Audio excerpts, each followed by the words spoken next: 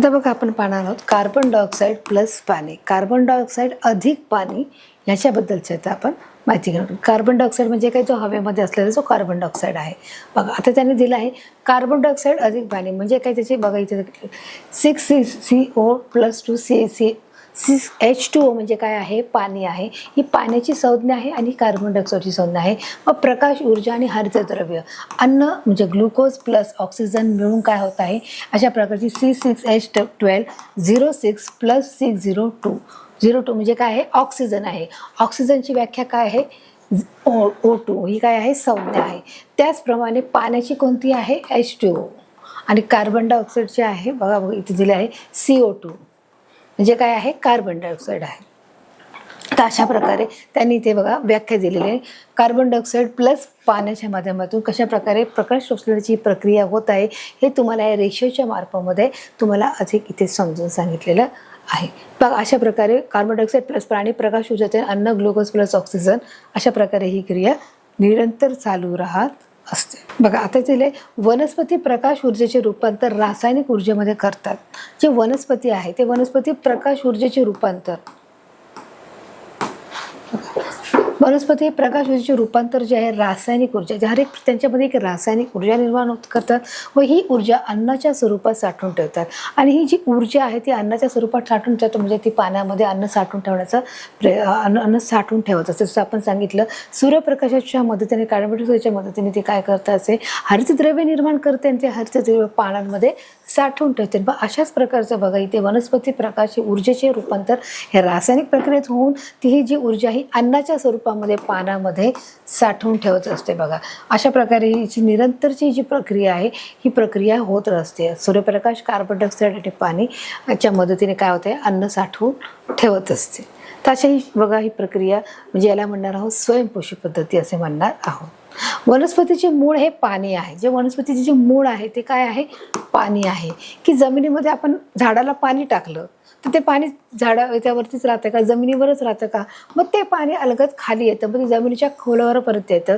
मग वनस्पतीचे मूळ काय आहे, पाणी आहे. त्याच्यात खनिजे आहे, क्षार आहे. जमिनीतून शोषणाचे जे कार्य करते तर खोड हे पाणी व क्षार पाण्यापर्यंत पोचते. मग जमिनीचं जे खोड आहे, मग हे जे खोड दिसत आहे, हे जे खोड काय करत आहे, प्रत्येक पानाला, फुलाला आणि खोडापर्यंत काय करत असते, हे पाणी पोचायचं काम करते. जे खोड काय करते, पाणी आणि क्षार पाणी पानांपर्यंत म्हणजे ह्या पानापर्यंत पोचवण्याचं ते काय करत असते, काम करते. कोण, खोड हे काम करत असते. जे पाणी इथे पडलेलं आहे ते पाणी खोड काय करत असते, प्रत्येक पानापर्यंत पोहोचण्याचं, पाणी आणि क्षार पोहोचण्याचं काम खोडाचं हे अत्यंत महत्त्वाचं काम आहे. आणि हे अत्यंत महत्त्वाचं काम कोण करत आहे, खोड करत आहे. बघा या चित्रातून तुम्ही पाहू शकता पानामध्ये असणारे सूक्ष्म छिद्रवाटे हवेतील CO2 म्हणजे काय आहे, पाण्यामध्ये असणाऱ्या सूक्ष्म छिद्रवाटे म्हणजे CO2 घेतला जातो, म्हणजे कार्बन डायऑक्साईड वायू हा घेतला जातो. व या पानावरील छिद्रांना पर्णरंध्रे असतात. जसं आपण पानाचे प्रकार मागच्या भागामध्ये आपण पाहिलं की पान कोणकोणते आहेत, साधे पान आहे, संयुक्त पान आहे. मग आपण ते पर्णरंध्रे म्हणजे ते देखील पाहिलेले आहेत की अशा प्रकारे त्यांच्यामध्ये बघा इथे तुम्हाला झूम करून दाखवलं आहे की हे जे पान तुम्हाला नुसतं डोळ्यानं दिसते परंतु त्याच्या आतमध्ये देखील काय आहे, छिद्र आहेत, थोडेसे त्याच्यामध्ये गॅप आहे. आणि म्हणून तरी या पानावरील छिद्रांना पर्णरंध्रे म्हणजे स्टोमॅटा असे देखील म्हणतात. आणि याच्या मार्फत काय होत आहे, तिथे अन्न साठवण्याची ही प्रक्रिया होत असते. बघा आपल्याला हे डोळ्यांना सहज दिसत नाही परंतु इथे त्यांनी तुम्हाला झूम करून दाखवलं आहे. पानामध्ये हरित लवकात क्लोरोप्लास्ट हरितद्रव्य असतात. मग पानामध्ये काय आहे, हरितद्रव्य आहे. कोणत्या प्रकारचे, क्लोरोफास्ट याला बोलले जातो. आणि पानामधील हरितद्रव्यामुळे ते काय होते, ते सूर्यप्रकाश शोषून त्यावरील अन्न तयार करते. मग पानामध्ये असलेले जे हरितद्रव्य आहे ते सूर्यप्रकाशाद्वारे शोषून घेतले जातात आणि त्याच्या मार्फत अन्न तयार करण्याची जी प्रक्रिया आहे, जी प्रोसिजर आहे ती तयार होते. बघा अशा प्रकारचे अन्न तयार केले जातं व या प्रक्रियेत ऑक्सिजन बाहेर सोडला जातो आणि या क्रियेतूनच ऑक्सिजन हा बाहेर सोडला जातो. प्रकाश शोषण्याची क्रिया ही पानाबरोबरच वनस्पतीचे इतर भाग जसे की हिरवे खोड हे सुद्धा करतात, कारण त्यात हरित लवक असते. समजलं मुलांनो की याच्यामध्ये काय आहे, हरित लवक आहे. कशामध्ये, पानामध्ये. अन्नामध्ये आहे. मग ही प्रकाश संश्लेषणाची जी क्रिया आहे, आपण जसं पाहिलं की अन्न कशा प्रकारे निर्माण केलं जातं, जे अन्न निर्माण करण्याची जी पूर्ण प्रक्रिया आहे त्याला प्रकाश संश्लेषण बोलतात. व पानाबरोबर म्हणजे ह्या पानाबरोबर वनस्पतीचे इतर भाग, मग इतर भाग कोणते आहेत, जसे की हिरवी खोड आहे, हे जे हिरवं खोड दिसतं ते हिरवी खोड हे सुद्धा करतात, काय करतात, प्रकाश संश्लेषणाची क्रिया करतात, कारण त्यात देखील काय आहे, हरित लवक आहे. तर अशा प्रकारे हा जो आपल्या इथे टॉपिक आहे मुलांना तो संपला आहे की वनस्पती स्वतःचे अन्न स्वतः कशा प्रकारे तयार करतात. वनस्पती आपण पाहिलं की पोषण म्हणजे काय, पोषणाचे देखील दोन प्रकार पडतात, एक स्वयंपोषी आणि एक दुसरा परपोषी. मग स्वयंपोषी आहे त्या कशा प्रकारे स्वतःचे अन्न स्वतः तयार करतात, कोणाची ते मदत घेतात, सूर्यप्रकाश ऑक्सिजन पाण्याच्या मदतीने ते आपले अन्न तयार करून ठेवत असतात आणि पानांमध्ये ते अन्नाची साठवण करतात. चला, तर आपला जो दुसरा टॉपिक आहे आपण त्याच्याकडे पाहणार आहोत. इथे दिले वनस्पतीमधील वहन व्यवस्था म्हणजे transformation in plants. Transformation in plants म्हणजे काय आहे, वनस्पतीमधील वहन. मग वनस्पतीमधील वहन म्हणजे वाहून नेण्याची जी क्रिया आहे त्याला काय म्हणणार आहोत, वहन आहे. बघा, म्हणजे खोड आहे हे प्रकारे आपण समजूया. बघा, वनस्पतीमध्ये जलवाहिन्या म्हणजे एक्झोलियम व रसवाहिन्या म्हणजे काय, फोलेलियम अशा स्वरूपात दोन वहन व्यवस्था इथे असतात. बघा, आता इथे तुम्हाला दोन जलवाहिन्या दाखवल्या आहे. बघा, वनस्पतीमधील जलवाहिन्या म्हणजे काय, झेलियम व रसवाहिन्या म्हणजे फोलेनियम. अशा प्रकारच्या दोन वहन व्यवस्था इथे दिसत आहे. कोणत्या व्यवस्था दिसत आहेत, बघा, एक तुम्हाला इथे निळ्या आकारामध्ये दिसत आहे आणि एक इथे तुम्हाला लाल आकारामध्ये दिसत आहे. ज्याप्रमाणे मनुष्याच्या शरीरामध्ये देखील ज्या आपल्या वाहिन्या आहेत, रक्तवाहिन्या आहेत की ज्या आपल्याला ब्ल्यू रंगामध्ये देखील दिसतात, त्या वाहिन्या काय करतात, रक्त वाहून नेण्याचं जे काम करतात.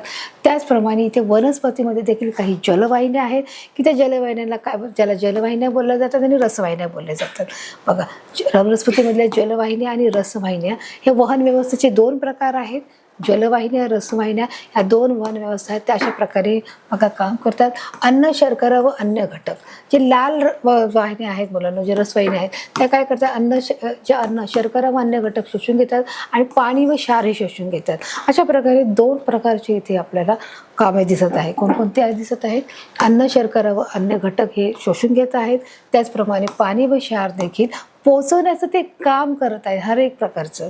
तसं प्रकारे हे काम हे निरंतर चालू असतं खोडापासून. बघा, अशा प्रकारे तुम्हाला हे अधिक समजलं आहे. जलवाहिन्यामार्फत मुळाकडून पाणी, क्षार म्हणजेच मिनरल वनस्पतीच्या सर्व भागाकडे हे पोचले जाते. तर जलवाहिन्यामार्फत म्हणजे ह्या दोन जलवाहिन्या आहेत आता आपण ज्या पाहिल्या, जलवाहिन्या आणि रसवाहिन्या. बघा, इथे पाहिलं, बघा, जलवाहिन्यामार्फत मध्ये त्यांनी पहिलं जे काम सांगितलं जलवाहिन्याचं, की जलवाहिन्यामार्फत मुळाकडून म्हणजे हे काय आहे, रूट आहे. रूट म्हणजे कळते, जे मूळ आहे.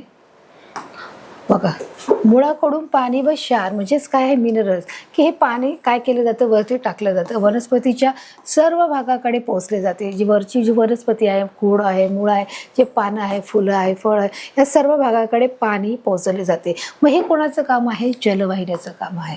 बघा, लक्षात घ्यायचं, जलवाहिन्याचं काम काय आहे, मुळाकडून पाणी घेऊन ते पाणी व क्षार सर्व भागाकडे, वनस्पतीच्या सर्व भागाकडे ते अतिशय व्यवस्थितरित्या पोहोचले जाईल याची ते दक्षता घेत आहे, त्याची काळजी घेत आहे. अशा प्रकारे ते वरती बघा पानापर्यंत पोहोचवलं जात आहे. दिसतंय मुलांनो. बघा, आता प्रकाश संश्लेषणातून पानामध्ये तयार झालेले अन्न, आता हे ज्या पानामध्ये काय झालंय, अन्न तयार झालंय. मग प्रकाश संश्लेषणाच्या संश्लेषणातून पानामध्ये तयार झालेले जे अन्न आहे म्हणजे शर्करा व अन्य घटक रसवाहिन्यामार्फत वनस्पतीच्या इतर भागाकडे वापरण्यासाठी केलं जातं. बघा, आता दुसरं बघा, इथे सांगितलंय की इथे रसवाहिन्याचं काय केलं काम आहे की ते रसवाहिन्यामार्फत वनस्पतीच्या इतर भागाकडे पाठवलं जातं. काय पाठवलं जातं, शर्करा म्हणजे अन्न घटक आहेत ते सर्व रसवाहिन्याच्या मार्फत पुन्हा ते खाली टाकले जाते. बघा, जलवाहिन्याचं काम आहे वरती सर्व भागाला पोचलं जाणं, तर रसवाहिन्याचं काम आहे वनस्पतीचे जे शर्करा आणि अन्न घटक आहेत ते काय केलं जातं, पुन्हा ते खाली टाकलं जातं. व साठवण करण्यासाठी ते वाहून नेलं जातं. मग त्याची साठवण करण्यासाठी ते पुन्हा ते खोडाकडे, त्या मुळाकडे टाकलं जात आहे. अशा प्रकारच्या वहन व्यवस्था असली तरी वनस्पतीमध्ये स्वतंत्र पचन संस्था, उत्सर्जन संस्था ही नसते. बघा, त्यांनी काय सांगितले की अशा प्रकारची जी वहन व्यवस्था, ही वहन व्यवस्था आहे. वहन व्यवस्थेचे दोन प्रकार आहेत, जलव्यवस्था आणि जलवाहिन्या आणि रसवाहिन्या. मग याच्यामध्ये काय सांगितलं आहे की या वनस्पतीमध्ये स्वतंत्रपणे पचन संस्था नाही आणि उत्सर्जन संस्था देखील नसते. जसं मनुष्याच्या शरीरामध्ये उत्सर्जन संस्था आहे, पचन संस्था आहे, त्याप्रमाणे आपल्या वनस्पतीमध्येही नसते. मग अशा प्रकारची वहन व्यवस्था ह्या दोन वाहिन्यामार्फत ही अशा प्रकारे केली जात असते, रसवाहिन्यामार्फत आणि जलवाहिन्यामार्फत. अन्न शर्करा पोचवण्याचं काम हे खाली टाकलं जातं आणि जलवाहिनीमार्फत पाणी आणि क्षार पोचवण्याचं हे काम करत असतं. प्रकाश संश्लेषण क्रियेमध्ये वनस्पती कार्बोदके म्हणजेच कार्बोहायड्रेट तयार करतात. आता प्रकाश संश्लेषणाच्या प्रक्रियेमध्ये काय होत आहे, वनस्पती काय करत आहेत, कार्बोदके अशा प्रकारे म्हणजे कार्बोहायड्रेट्स ही तयार केली जातात. वनस्पतीची जेव्हा ग्रोथ होत असते तेव्हा त्या प्रकाश संश्लेषणामार्फत कार्बोदके तयार करण्याचा देखील इथे प्रयत्न होत असतो की ते तयार करत असतात. कार्बोदके ही कार्बन, हायड्रोजन व ऑक्सिजन यापासून तयार होतात. आता इथे जी कार्बोदके आहेत त्याचा वापर कोणकोणत्या गोष्टींपासून होत आहे कार्बोदकाचा, बघा ही कार्बोदके कार्बन, हायड्रोजन आणि ऑक्सिजन यापासून तयार केले जातात. म्हणजे हवेत असणारे जे वायू आहेत त्या वायूच्या माध्यमातूनच कार्बोदके ही तयार होत असतात. मग कोणती कार्बोदके कशापासून तयार केले जात आहे, कार्बन, हायड्रोजन आणि ऑक्सिजन यापासून ते तयार होत आहे. मग इथे तर बघा तुम्हाला एक सूची दिलेली आहे किंवा एक फोटो दिलेला आहे की कार्बन डायऑक्साईड, कार्बन, हायड्रोजनचा H, ऑक्सिजनचा O, पाण्याचा H2O आणि म्हणून देखील कार्बोदके म्हणजे कार्बन प्लस कार्बोदके इज इक्वल टू काय आहे, पाणी आहे. मग पाणी कसं तयार झालेलं आहे, कार्बन प्लस कार्बोदके. मग कार्बोदके कशी तयार झाली आहेत, कार्बन, हायड्रोजन आणि ऑक्सिजन मिळून कार्बोदके झालेत आणि पुन्हा कार्बन प्लस करून मिळून अशा प्रकारे पाणी हे निर्माण झालेलं आहे. तर बघा अशा प्रकारे त्यांनी इथे तुम्हाला एक चार्ट दिलेला आहे. या चार्टच्या मार्फत तुम्हाला हे अधिक समजणार आहे. प्रथिने ही कार्बन, हायड्रोजन आणि ऑक्सिजन व नायट्रोजन पासून बनतात. आता प्रथिने ही कशापासून बनतात त्यांनी सांगितलं आहे, तर प्रथिने ही बघा कार्बन त्याच्यामध्ये घेतलेलं आहे, हायड्रोजन आहे, ऑक्सिजन आहे, नायट्रोजन पासून ही बनलेली आहेत. म्हणजेच काय बघा इथे दिले प्रथिने हायड्रोजन, कार्बन, ऑक्सिजन आणि नायट्रोजन या सर्व घटकापासून म्हणजे वायूचे जे घटक आहेत, मिश्रण आहे, या सर्व मिश्रणापासून ते बनलेले आहेत. प्रथिनासाठी आवश्यक असा नायट्रोजन वनस्पती कुठून मिळवतात, की जे वनस्पतीला लागणारा जो आवश्यक आहे प्रथिनासाठी आवश्यक असणारा नायट्रोजन हा वनस्पतीला कुठून मिळतात, बघा अशा प्रकारे त्यांनी इथे प्रश्न विचारलेला आहे की कुठून बरं हा नायट्रोजन मिळत आहे. बघा नायट्रोजन वनस्पती कुठून मिळवतात, मग हवेमध्ये नायट्रोजन वायू रूपात आहे परंतु हा नायट्रोजन वनस्पती शोषून घेऊ शकत नाही. आता हवेमध्ये नायट्रोजन हा देखील एक वायू आहे, हा घटक आहे. हवेमध्ये जो नायट्रोजन वायू रूपात आहे, कशामध्ये आहे, तो वाऱ्याच्या रूपात आहे, वायू रूपात आहे, परंतु हा नायट्रोजन वनस्पती शोषून घेत नाही आहे. बघा किती जोराचा वारा आला, बघा किती झाडं म्हणजे कोलमडायला तरी काय करत आहे, वनस्पती हा नायट्रोजन वायू शोषून घेऊ शकत नाही आहे त्यांनी सांगितलेलं आहे. त्यासाठी त्यांचे स्थितीकरण होणे म्हणजे संयुगात रूपांतर होणे आवश्यक असते. नायट्रोजनचे स्थितीकरण जैविक आणि वातावरणीय अशा दोन पद्धतीने होत असते. बघा नायट्रोजनचे स्थितीकरण म्हणजे काय, हे जैविक आणि वातावरणातील अशा दोन पद्धतीमध्ये होत असते. स्थितीकरण म्हणजे जैविक आणि वातावरण. जैविक घटक म्हणजे कोणते आहेत, जसं सांगितलं जे हर एक जे सजीव आहे, मानव प्राणी आहे, जे हर एक जी सजीव सृष्टी आहे, म्हणजे जैविक घटक आणि अजैविक घटक आपण हा पाठ पाहिलेला आहे. बघा जैविक घटकामध्ये कोणाचं आहे, प्राणी आहे, वनस्पती आहे, त्याचप्रमाणे जे सूक्ष्म जीव आहेत हे जैविक घटकामध्ये येतात. अजैविक घटकामध्ये हवा, पाणी, माती अशा सर्व प्रकार त्याच्यामध्ये येतात. मग त्यांनी सांगितलं की बघा इथे नायट्रोजनचे स्थितीकरण कसे काय होऊ शकतात, की स्थितीकरण होणे गरजेचे आहे, संयुगात रूपांतर आवश्यक असते. नायट्रोजनचे स्थितीकरण हे जैविक आणि वातावरणीय अशा दोन पद्धतीमध्ये होत होते. मग जैविक आणि वातावरणीय. जैविक मी तुम्हाला समजून सांगितले, जैविक म्हणजे हर एक जो सजीव आहे म्हणजे प्राणी आहे, वनस्पती आहे, सूक्ष्म जीव आहे, अमिबा ज्याप्रमाणे आपण पाहू शकतो जे अमिबा आहे, तर हे सर्व झाले जैविक घटकाची उदाहरणे आहेत. तर अशा प्रकारे नायट्रोजनच्या स्थितीकरणासाठी जैविक आणि वातावरणीय घटकाची गरज असते. मग नायट्रोजन जैविक स्थिरीकरण काय आहे ते देखील आपण समजून घेणार आहोत. बघा आता इथे तुम्हाला काय सांगितलं आहे, या पद्धतीत दोन प्रकारचे सूक्ष्मजीव नायट्रोजनचे स्थितीकरण घडवून आणतात. बघा या पद्धतीमध्ये दोन प्रकारचे सूक्ष्मजीव बघा इथे दिलेलं आहे. नायट्रोजन सायकल म्हणजे कशा प्रकारे सायकल होत आहे, nitrogen fixing bacteria NH4, NH3, NO2, NO3 and dendritic fiction bacteria. अशा प्रकारे दोन स्थितीकरणामध्ये घडत आहे. दोन प्रकारचे सूक्ष्मजीव नायट्रोजनचे स्थितीकरण घडवून आणत असतात. त्याच्यामध्ये देखील आपण व्यवस्थित स्पष्टीकरण बघणार. जो पहिला आहे रायझोबियम हे सूक्ष्मजीव हवेतील नायट्रोजन शोषून घेऊन त्याचे नायट्रोजनचे संयुगात रूपांतर करते. जर नायट्रोजनचं संयुगात रूपांतर करायचं असेल, वनस्पतीला नायट्रोजन हा शोषून घेता येत नाही वाऱ्यामुळे आणि त्याच्यामुळे त्याचं संयुगीकरण नायट्रोजनचं होणं गरजेचं आहे.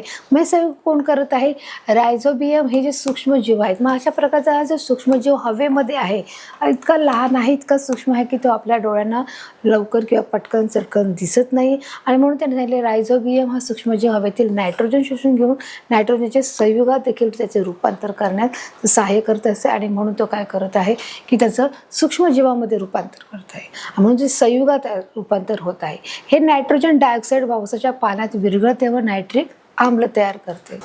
आता दुसरं आहे मातीमधील ॲक्झोबॅक्टेरिया हे सूक्ष्मजीव हवेतील नायट्रोजनचे त्याच्या संयुगात रूपांतर करते. बघा आता आपण जसं पाहिलं की हा जो रायझोबियम हा देखील सूक्ष्मजीव आहे तो देखील नायट्रोजनच्या संयुगामध्ये रूपांतर करत आहे. त्याचप्रमाणे दुसरा जो मातीमधील ॲझिटोट बॅक्टेरिया जो आहे जो सूक्ष्मजीव जो हवेतील नायट्रोजनचे त्याच्या संयुगामध्ये हा रूपांतर करत आहे. मग हा अशा अजून त्याच्यापेक्षा देखील हा छोट्या छोट्या कणामध्ये आपल्याला तो दिसत आहे. अशा प्रकारे दोन प्रकारचे जे सूक्ष्मजीव आहेत ते नायट्रोजनच्या संयुगामध्ये रूपांतर करत आहेत. त्याच्यामुळे ते रूपांतर झाल्यानंतर ते वनस्पती त्याला काय करत आहे नायट्रोजन घेत आहे. नायट्रोजनचे वातावरणीय स्थितीकरण. मग आता हा दुसरा प्रकार आहे की नायट्रोजनचे आपण जैविक पाहिलं, आता आपण पाहणार आहोत स्थितीकरण. वातावरणीय स्थिरीकरण काय आहे की नायट्रोजनचे वातावरणीय स्थितीकरण. मग ते कोणत्या प्रकारचे आहे आपण बघा पाहणार की पावसाळ्यात आकाशामध्ये जेव्हा वीज चमकते की नाही, जेव्हा पाऊस येत असतो तेव्हा पावसाच्या वेळेस आकाशात वीज चमकते. उन्हाळ्यात कधी वीज चमकते का, हिवाळ्यात वीज चमकते का, की ज्यावेळेस पाऊस पडतो त्यावेळेस बघा अशा प्रकारच्या विजा चमकतात. विजा चमकल्यावर त्याचा आवाज ऐकायला येतो आणि असा प्रकाश लख्ख आपल्याला दिसत असतो. अशा प्रकारे बघा वातावरणामध्ये आपण पाहणार आहोत की पावसाळ्यात आकाशामध्ये वीज चमकतात तेव्हा हवेतील नायट्रोजन व ऑक्सिजन संयोग होऊन नायट्रिक ऑक्साईड तयार होते. जेव्हा आकाशात विजा चमकतात तेव्हा कोणती क्रिया घडते, हवेतील नायट्रोजन व ऑक्सिजन यांचा संयोग होऊन नायट्रिक ॲसिड तयार होते. बघा पाऊस पडतो जेव्हा विजा चमकतावा त्याचं रूपांतर कशामध्ये होत आहे, नायट्रोजन आणि ऑक्सिजन यांचं काय होत आहे संयोग होत आहे आणि त्याच्यानुसार काय बनत आहे दुसरा वायू नायट्रिक ॲसिड तयार होत आहे. हे लक्षात ठेवायचं आहे. परीक्षेला हा प्रश्न तुम्हाला कदाचित विचारू शकतात. बघा अशा प्रकारे हे पाऊस पडल्यावर त्याचं संयुगीकरण होत आहे. ऑक्सिडीकरणामुळे नायट्रोजन डायऑक्साईड बनते आणि त्यांच्या ऑक्सिडीकरणामुळे नायट्रोजन डायऑक्साईड बनते. हे नायट्रोजन डायऑक्साईड पावसाच्या पाण्यात विरघळते व नायट्रिक आम्ल तयार करते. काय तयार करते, नायट्रिक आम्ल तयार होत असते. बघा हे नायट्रोजन डायऑक्साईड पावसाच्या पाण्यात विरघळते व ते नायट्रिक आम्ल तयार करते. अशा प्रकारे पाऊस पडल्यावर नायट्रिक आम्ल देखील तयार होत असते. पाण्याच्या पावसात मिसळल्यामुळे ते नायट्रिक आम्ल बनत आहे. ते पावसाबरोबर जमिनीवर येते आणि त्याचप्रमाणे ते पावसाबरोबर जमिनीमध्ये येते व ते वनस्पती याचा उपयोग स्वतःच्या वाढीसाठी करतो. तर अशा प्रकारे वनस्पती त्याचा उपयोग आहे तो स्वतःच्या वाढीसाठी देखील करत आहे. आता जो आपला पोषणाचा तिसरा प्रकार पाहणार आहोत, जसं आपण पोषणाचं पाहिलं की स्वयंपोषी, परपोषी आणि आता जो तिसरा प्रकार आहे सहजीवी पोषण. सहजीवी पोषण म्हणजे काय, सिम्बायोटिक न्यूट्रिशन्स पाहणार आहोत. ते कोणत्या प्रकारचं होत आहे बघा आपण पाहणार आहोत. बघा आता इथे तुम्हाला एक चित्र दिलेलं आहे. हे चित्र कसलं चित्र आहे, तुम्ही नक्कीच हे चित्र ओळखलेलं आहे. हे चित्र कसलं आहे, जंगलामधलं चित्र आहे की इथे तुम्ही हर एक प्रकारचे जे प्राणी आहेत ते तुम्हाला इथे दिसत आहेत. म्हणजे अगदी तुम्हाला किड्या मुंग्यापासून ते अगदी तुम्हाला जिराफपर्यंत आणि उडणाऱ्या आकाशापर्यंत गरुडापर्यंत हे प्राणी तुम्हाला इथे दिसत आहेत. हर एक प्रकारचे जीवजंतू तुम्हाला इथे दिसत आहेत. बघा आता इथे कोणत्या प्रकारचे बघा पाहू शकतो, 2 किंवा अधिक सजीवांच्या निकट सहसंबंधातून पोषण, संरक्षण, आधार इत्यादी बाबी साध्य होतात. याला सहजीवी पोषण म्हणतात. म्हणजे तुम्हाला इथे सहजीवी पोषणाची व्याख्या दिलेली आहे. त्यांनी काय सांगितलंय, 2 किंवा अधिक सजीवाच्या निकट सहसंबंध म्हणजे 2 किंवा त्याच्यापेक्षा जास्त जे जीव किंवा प्राणी जेव्हा एकत्र राहतात त्यांच्या निकट संबंधातून म्हणजे ते एकत्रित राहतात त्यामुळे त्यांचं पोषण होत आहे, त्यांचं संरक्षण होत आहे, त्यांना आधार मिळत आहे व इत्यादी बाबी जेव्हा साध्य होतात त्यालाच काय बोलणार आहोत, सहजीवी पोषण. कळालंय मुलांना, अगदी त्याची जी डेफिनेशन आहे, व्याख्या आहे ती अगदी सोपी आहे की 2 किंवा अधिक जे सजीव आहे जे एकत्र राहतात. पण जंगलामध्ये हर एक प्रकारचे जे सजीव आहे ते एकत्र राहत असतात. म्हणजे उदाहरणार्थ आपण बोलू शकतो की मांजरी आहेत, जंगलातले जे आपण म्हणू शकतो हत्ती आहेत, हत्तीचा जो कळप आहे म्हणू शकतो. त्याचप्रमाणे आपण म्हणू शकतो कोल्यांचा जो कळप आहे. त्याचप्रमाणे जे वाघ, सिंह आहेत ते आपले कशाने राहतात, एका प्रकारे ते मिळून मिसळून राहतात. म्हणजे त्यांचा जो एकमेकांना काय होत आहे, आधार होत आहे. मग त्यांच्या निकट संबंधातून त्या सर्वांचं काय होत आहे, त्यांचं पोषण होत आहे, त्यांचं संरक्षण होत आहे आणि त्यांना आधार पण मिळत आहे. म्हणजे एकटेपणाची त्यांना जाणीव निर्माण होत नाहीये. त्याच्यामुळे त्यांचं संरक्षण होत आहे आणि एखादं भक्ष्य जरी पकडायचं ठरलं तरी ते प्रत्येकाची मदत घेऊन ते भक्ष्य पकडत असतात आणि एकमेकाचा अशा प्रकारे आधार होतो. इत्यादी बाबी जेव्हा साध्य होतात म्हणजे इत्यादी बाबी जेव्हा त्यांच्या बाबतीमध्ये एकत्रितपणे घडून घडून येतात त्यालाच काय म्हणणार आहोत, सहजीवी पोषण असे म्हणणार आहोत. तर बरं मुलांना हे तुम्हाला प्रक्रिया पूर्ण कळलेली आहे की याचाच अर्थ किड्या मुंग्यापासून ते कुठपर्यंत आहे, आकाशात उडणाऱ्या पक्ष्यापर्यंत ही गोष्ट प्रत्येक सजीवालाही लागू पडत आहे. बघा, किड्या मुंग्यापासून ते झाडावर राहण्यापासून ते अगदी गरुडापर्यंत जे आकाशामध्ये जे बघतात मी यालाच काय म्हणणार, सहजीवी पोषण असे म्हणणार आहोत. बघा, मग काही झाडाच्या मुळाजवळ बुरशी वाढते. मग आता जे काही झाड आहे त्या झाडांना पाणी नाही मिळालं किंवा त्याला खूप ऊन लागलं आहे, मग ते जळून जातात, त्याला बुरशी लागते. काही झाडाच्या मुळाजवळ बुरशी वाढते व झाड बुरशीला पोषक तत्वे पुरवते. मग झाड बुरशीला पोषक तत्व पुरवते, याचा अर्थ बुरशीला कोण पोसत आहे, हे झाड पोसत आहे. म्हणजे बुरशीचं अन्न काय आहे, झाड आहे. तर बुरशी झाडाच्या मुळांना क्षार व पाणी पुरवते. मग तर याच्यामध्ये उलट जी प्रक्रिया होत आहे, झाड काय करत आहे, बुरशीला पोसत आहे. तर बुरशी काय करत आहे, झाडाच्या मुळांना क्षार आणि पाणी देण्याचं देखील काम करत आहे. म्हणजेच काय होत आहे, इथे दोघांचीही गरज भागत आहे. म्हणजे त्यांना आधार मिळत आहे, त्यांचं पोषण होत आहे आणि त्यांचं संरक्षण पण होत आहे. म्हणजेच अशा प्रकारे ही दोघांची देखील गरज इथे पूर्ण करण्याचं इथे काम होत आहे. बघा, इथे बुरशी दिलेली आहे. अशा प्रकारे क्षार आणि पाणी ही बघा ही वनस्पतीला पुरवण्याचं देखील काम करत आहे. मुळाच्या द्वारे ज्या बुरशीच्या माध्यमातून पाणी पुरवत आहे. सेकंडली आहे, शेवाळ व बुरशी एकत्र राहतात. जे शेवाळ असतं, शेवाळ कळतं तुम्हाला, जे हिरवं हिरवं आलं जिथून पाय निसरडा होतो, आपण बोलतो ना इथे शेवाळ आलंय. मग शेवाळ सहसा कुठे असतं, पाण्याच्या ठिकाणी असतं, जिथे नदी आहे, तलाव आहे, जिथून आपण खाली उतरून पाण्यामध्ये जायचा प्रयत्न करतो. मग तो भाग निसरडा झालेला असतो, तो सपाट झालेला असतो, त्याला आपण बोलणार शेवाळ. मग शेवाळ व बुरशी एकत्र राहतात. बुरशी शेवाळाला निवारा, पाणी व क्षार पुरवते. बुरशी पुन्हा इथे काय करते, शेवाळाला निवारा व पाणी आणि क्षार पुरवण्याचं काम करते. जसं ती झाडाला करत होती त्याचप्रमाणे काय करत आहे, ती शेवाळाला देखील पाणी आणि क्षार पुरवण्याचे काम करते. तर त्या बदल्यात शेवाळ बुरशीला अन्न पुरवते. तर त्या बदल्यामध्ये शेवाळ काय करत आहे, बुरशीला अन्न पुरवत आहे. व या प्रकारातून तयार होणारी सहजीवी वनस्पती म्हणजेच काय आहे, दगडफूल आहे. म्हणजे या सहजीवातूनच होणारी जी वनस्पती कोणती आहे, दगडफूल देखील ही काय आहे, एक प्रकारची वनस्पती आहे. बघा, अशा प्रकारे ही कोण आहे, वनस्पती दगडफूल हे वनस्पतीचं नाव आहे. काय आहे, दगडफूल. आता बघा, इथे दुसरं दिलं आहे, आपलं दुसरं टॉपिक आहे परपोषी वनस्पती म्हणजे हायड्रोपोइक प्लांट्स. कोणत्या आहेत की म्हणजे ज्या परजीवी आहे, जे स्वतःचं अन्न स्वतः तयार करू शकत नाही, त्या वनस्पती कोणत्या. आता आपण अगोदर सहजीवी पाहिलं, आता हे परपोषी पाहिला. बघा, इथे दिलं आहे, ज्या वनस्पती इतर सजीवाच्या शरीरात किंवा शरीरावर वाढतात व त्यांच्याकडून आपले अन्न मिळवतात त्यांना परजीवी म्हणजेच पॅरासिटिक वनस्पती असे म्हणतात. जसं आता आपण हे उदाहरण पाहिलं आहे, म्हणजे बुरशीचं उदाहरण पाहिलं असेल, शेवाळाचं उदाहरण पाहिलं असेल. म्हणजे ज्या वनस्पती इतर सजीवांच्या शरीरात, म्हणजे इतर सजीवांच्या शरीरामध्ये, जसं आपण पाहिलं बुरशी आहे, बुरशी झाडाच्या शरीरावर जात आहे. मग बुरशी काय करत आहे, पाणी आणि क्षार द्यायचं काम करत आहे. त्याचप्रमाणे झाड काय करत आहे, अन्न द्यायचं काम करत आहे. त्याचप्रमाणे शेवाळ काय करत आहे, शेवाळ बुरशीला अन्न देत आहे आणि बुरशी काय करत आहे, शेवाळाला पाणी आणि क्षार द्यायचं काम करत आहे. तर अशा प्रकारे यांच्या शरीरामध्ये काय काय आहे, एक प्रकारची देवाणघेवाण होत आहे. तर अशा प्रकारे बघा, इथे पाहू शकतो की शरीरात किंवा शरीरावर वाढतात, की ज्या वनस्पती त्या शरीरात किंवा शरीरावर वाढतात किंवा ते आपले अन्न मिळवतात त्यांना काय म्हणले जातात, परजीवी म्हणजे पॅरासिटिक वनस्पती असे म्हटले जातात. बघा, अशा प्रकारे बघा ही जी काय असते वाढ होत असते, की कधी ती पायावर देखील होऊ शकते, पाया देखील खराब होणे किंवा त्या फंगल्स येणे, अशा प्रकारची देखील परिस्थिती कधी कधी हातापायावरही होत असते. म्हणजे हे काय आहे, परजीवी वनस्पती आहे. परपोषी वनस्पतीमध्ये हरितद्रव्ये नसतात. ज्या परपोषी असतात त्यांच्यामध्ये हरितद्रव्ये नसतात व हरितद्रव्ये नसल्याने त्या वनस्पती पूर्णपणे आश्रयी वनस्पतीवरच अवलंबून असतात, की त्यांच्यामध्ये हरितद्रव्ये नसल्यामुळे ते स्वतःचे अन्न स्वतः तयार करू शकत नाही. म्हणून ते परस्पर संपूर्ण दुसऱ्या जीवावर ते अवलंबून आहेत. म्हणजे आश्रय वनस्पतीवर अवलंबून, की ज्या वनस्पतीपासून त्यांना अन्न मिळेल ती जी वनस्पती, बुरशी म्हणा, शेवाळ म्हणा किंवा झाड म्हणा, झाडाचं खोड म्हणा, त्या सर्व वनस्पतीवर ही वनस्पती अवलंबून असते. तर बघा, हे जसं तुम्हाला चित्रामध्ये दिसू शकतं की हे प्रकारे बुरशी लागलेली आहे आणि याच्यामध्ये कशा प्रकारे शेवाळ लागला आहे. उदाहरणार्थ बांडगुळ आहे, अमरवेल आहे. त्यांनी त्यांची इथे उदाहरणं देखील सांगितलेली आहेत.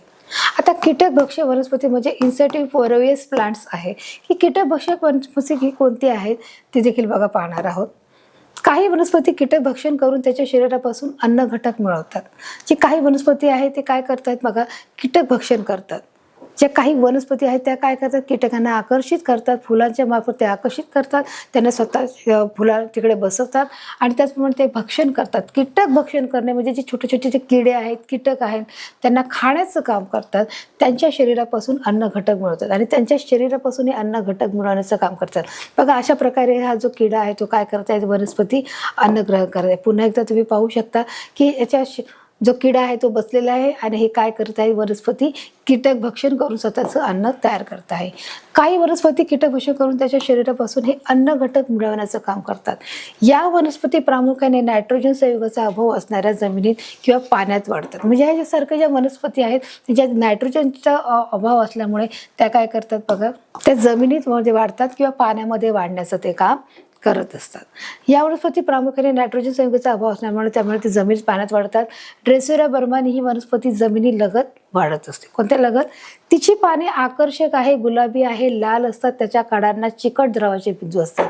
आता ही जी वनस्पती आहे ही किती दिसायला सुंदर आहे, आकर्षक आहे आणि त्याच्यामुळे ही वनस्पतीवर काय होत आहे, जो किडा आहे, जो कीटक आहे तो सहज आकर्षित होत आहे आणि त्या पानावर येऊन चिपकत आहे आणि म्हणून ही जी वनस्पती आहे ती काय आहे, कीटक पक्षी आहे. बघा त्यांनी सांगितलं आहे की तिची पानं कशी आहेत, आकर्षक आहेत, म्हणजे आकर्षण घेणारी आहे की पाहता क्षणी आनंद किंवा अरे किती छान आहे बघण्यात क्षणी. ती कशी आहेत रंगाने, ती गुलाबी आहेत. बघा इथे तुम्हाला गुलाबी रंग दिसत आहे. ती कशी आहे, लाल आहे. त्याचा कडांना, त्याचे जे कडा आहेत त्यांना चिकट द्रव्य इथे दिसत आहेत, हे जे चिकट द्रव्य आहेत. काय आहे, चिकट द्रव्य.